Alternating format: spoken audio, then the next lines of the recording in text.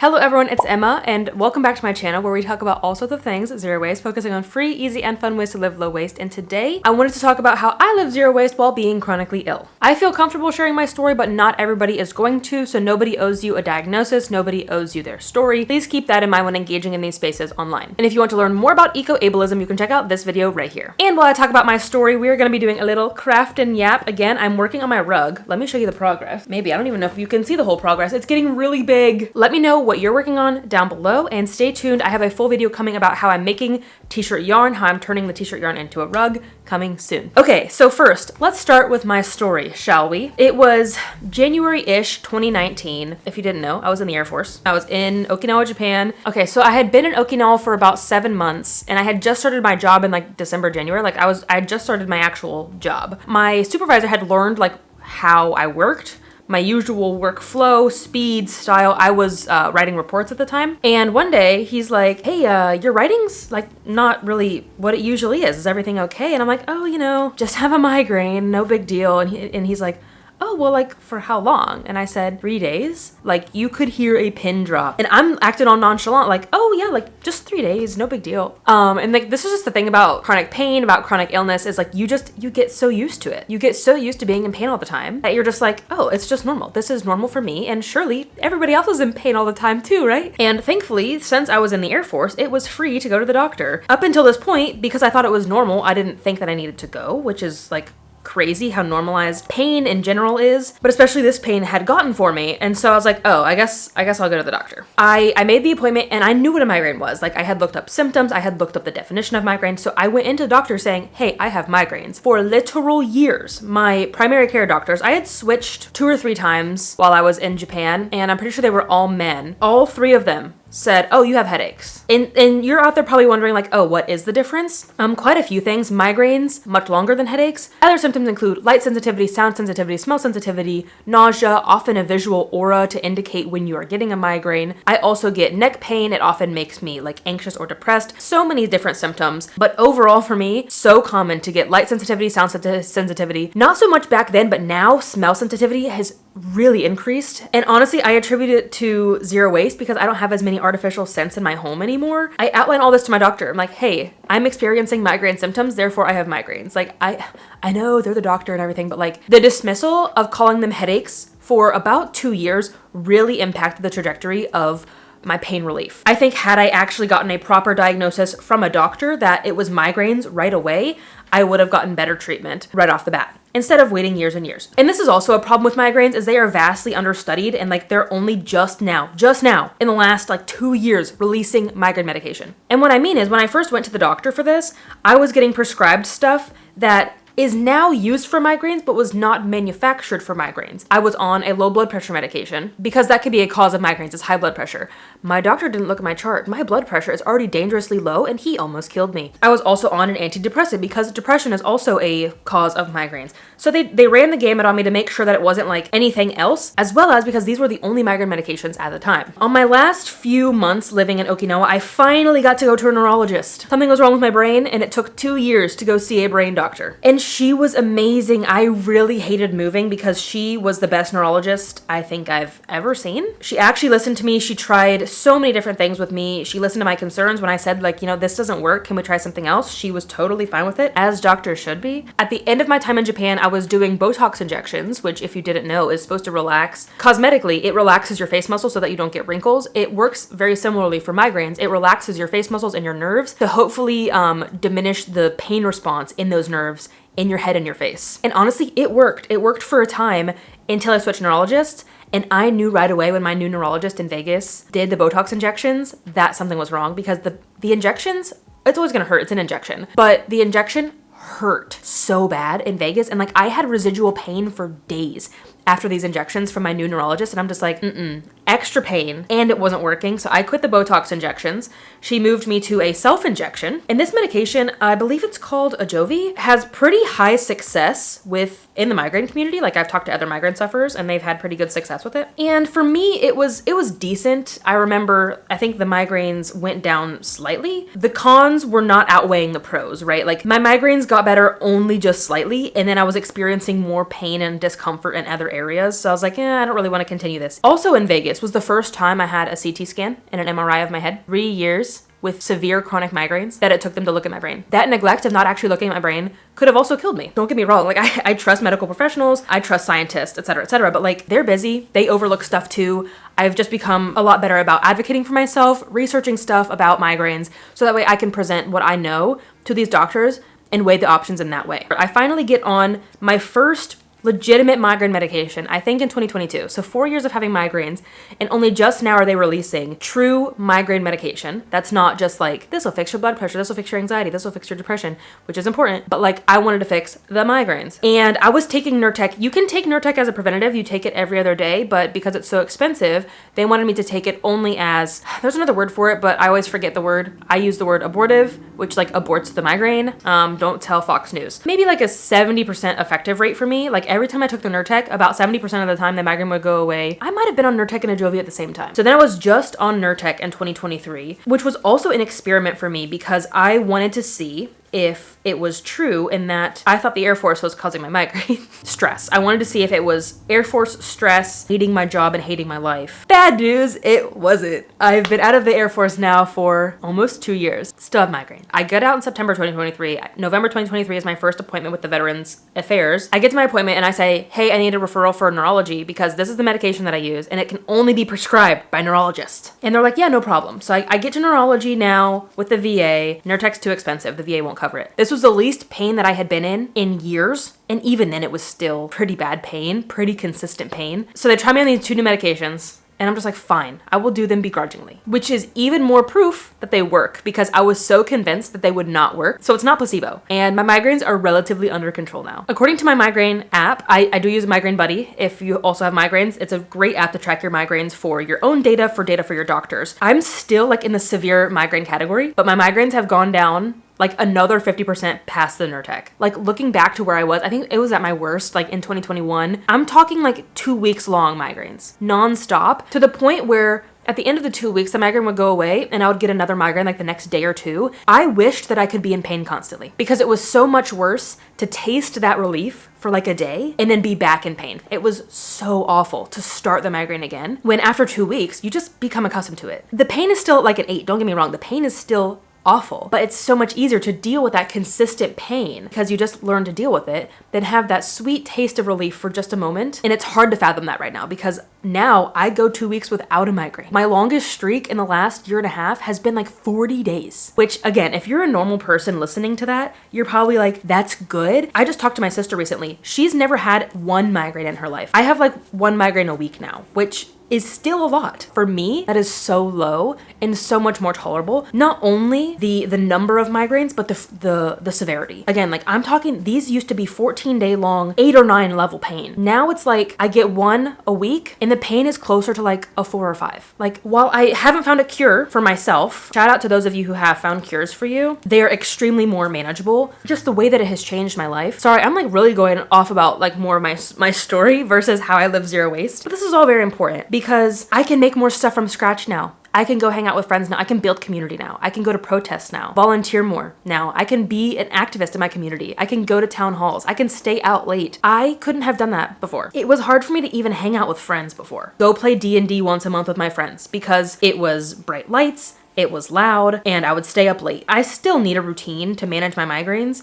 Like I need to eat regularly, I need to sleep regularly. I have so much more flexibility now. I can stay out late without getting a migraine. I can go swing dancing without getting a migraine. I can go to a protest without getting a migraine. Truly life-changing. So I'm on Qulipta and Ubrelvy. Qulipta is a daily and Ubrelvy is a take as needed, the abortive. They are both very wasteful and I will fully admit that and I don't feel any guilt about that because again, taking these medications helps me reduce waste in other areas of my life and it also makes me a better activist overall. I can work more, I can educate people more, I can inspire more people by having more time, having more energy, and being in less pain. That is just something I'm willing to do. I am willing to take these medications, even if they are not the best for the planet, because first off, I want to live a good life. To an extent, there is a line that does not give you an excuse to overconsume. You should be healthy. You should be pain-free without being guilty because it's creating a little bit of waste. And that's ultimately my message behind sharing all those stories. So let's move into some ways that I manage my chronic pain. I also have arthritis. While living an eco life, starting with bulk over-the-counter medications. Now, I don't do a whole lot of over-the-counter medications because they can also cause other health issues with your liver, with your stomach,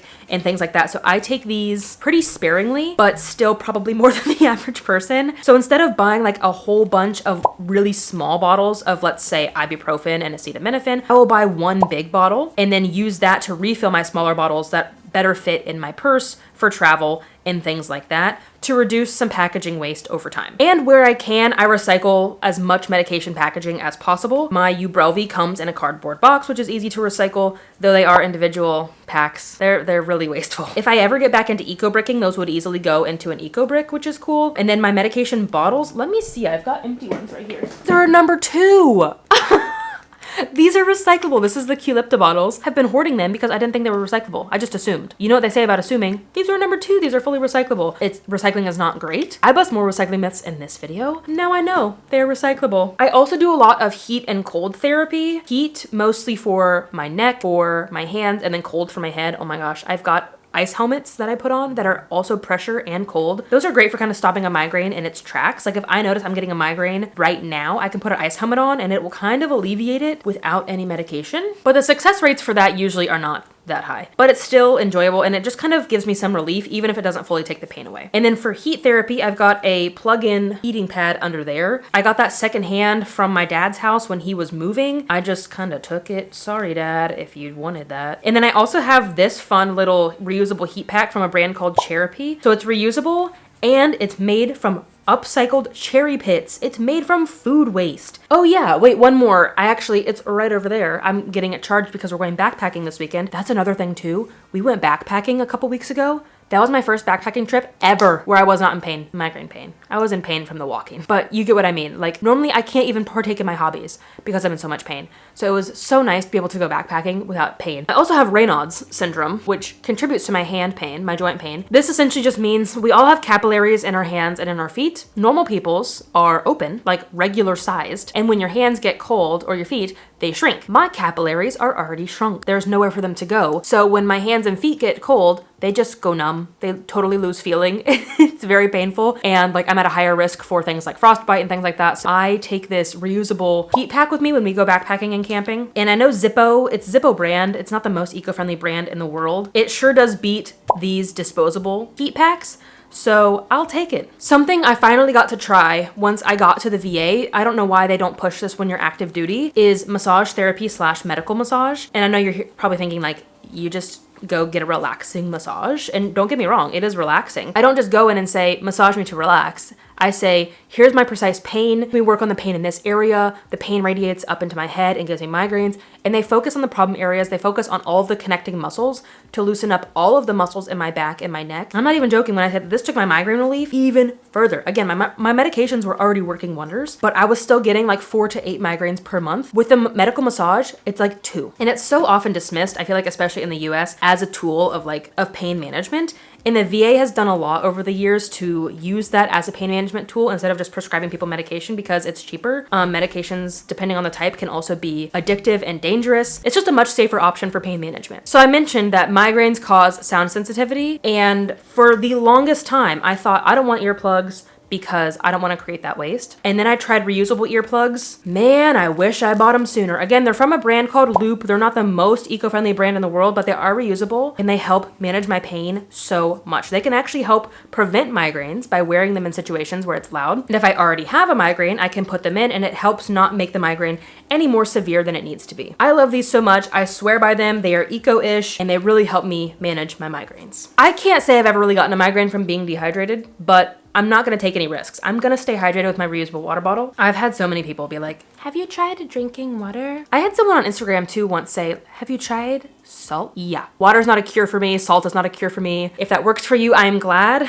but it's not working for me. But anyway, I do stay plenty hydrated just to keep any migraines due to dehydration at bay. That is the last thing I want. I guess while we're on the topic of beverages, caffeine can also be beneficial for migraines. I do find it actually helps me sometimes. Can't get a caffeine addiction though. Like I don't have coffee every day because I know it would cause a caffeine addiction. And if I had a caffeine addiction, if I don't have coffee at the same time every day, I would get a migraine. If I get like a migraine around noon or whatever, I get a midday migraine. A midday coffee does help get the job done. And I will usually just make it at home with coffee that we get at the refill store with plant-based milk, with a reusable straw and things like that. Otherwise, I go to a coffee shop, a local coffee shop, not a big chain like wasteful Starbucks, and I bring my reusable coffee cup. Listen, I trust doctors, I trust science, but I do love a good natural remedy if it works. Honestly, like if peppermint oil works for your migraines, good for you. I have not had good luck with natural remedies for my migraines, unfortunately, but I have had pretty good success with natural remedies for my arthritis. I made this homemade dandelion oil when we lived in Las Vegas. It's literally just dandelions. I think it's eucalyptus essential oil that I just had lying around, and it was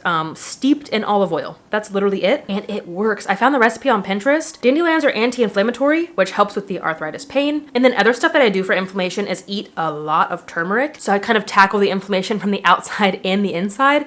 I also have this. It is prescription topical ointment, diclofenac. It comes in a metal tube. So this is pretty eco, and these tubes last forever. So I do balance the natural remedy with the prescription topical stuff and find that doing that combination of both of them really helps. Bringing it to light sensitivity, for the longest time, I refused to get prescription sunglasses because I didn't want to create the waste. So I would wear my glasses like at work to prevent migraines, and then I would wear sunglasses in my car to prevent migraines. But the lack of prescription in my sunglasses was still causing me eye strain. Like in the car or during a hike, I would get a migraine because of the eye strain. So I finally got prescription sunglasses about 2 years ago in 2023 when I did my first parks job, and I was working outside, and I'm like, I'm gonna need to be able to see, and also I'm gonna need the sun protection. So sad that I waited so long to try that as a method of relief because of how well it worked, and they're glasses. It's not a single-use item. I used them for a year or two. They help so much, and I will never go back. I got my first pair on Zenny, which are fine. These are also from Zenny. These are made from recycled materials from Zenny. And then my new sunglasses that I just got a couple months ago are from Sohos, which is a very small sunglasses brand. They do prescription and non-prescription, made from recycled ocean plastic. So you can now get prescription sunglasses in an eco way, which is really cool. Something else is eco hair ties. And why would I bring that up? Because traditional hair ties require me, I think, to pull my hair back really tight, ties around my hair really tight. So I have found that using eco-friendly hair ties that don't pull my hair as tight have actually benefited my migraines a lot. I started with Kushu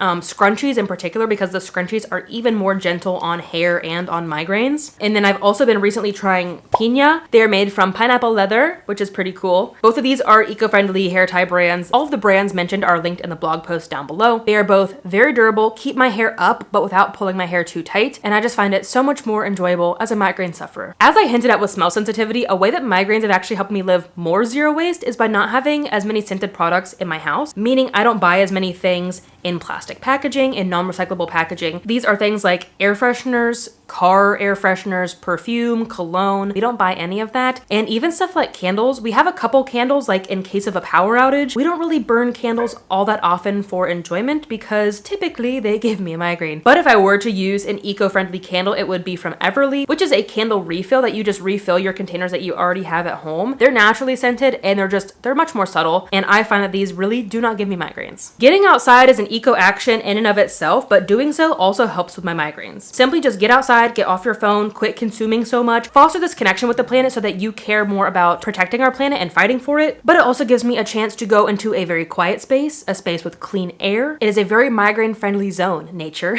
because there's no loud noises, there's no crazy lights, there's no crazy smells. It also helps me clear my mind, it's good for my mental health, and it's a form of exercise which can be great for my migraines as well. And other forms of my chronic pain like arthritis in my hands and knees and back. It can provide me with strength and help strengthen the muscles around these joints to alleviate some of the pressure off of these joints and hopefully make the pain a little bit more tolerable. So it might not be a cure for any of my ailments, but it sure does help me feel better in other ways. And lastly, I focus on other areas of my life that produce more waste. I get this question a lot. People being like, oh, I have asthma or I have XYZ condition, and it causes me to create some waste. What can I do about that? Please take care of your health. Even if you just have a common cold, please take the medication that you need, wear a mask, throw away some tissues. It's okay to create create some waste while you're ill, especially if you are chronically ill and chronically in pain. Please take care of yourself. Everyone deserves to live a healthy life, as much of a pain-free life as they can. So I will never tell anybody to stop taking their medications. Yes, even if they come in plastic and create a little bit of waste, because one, how hypocritical,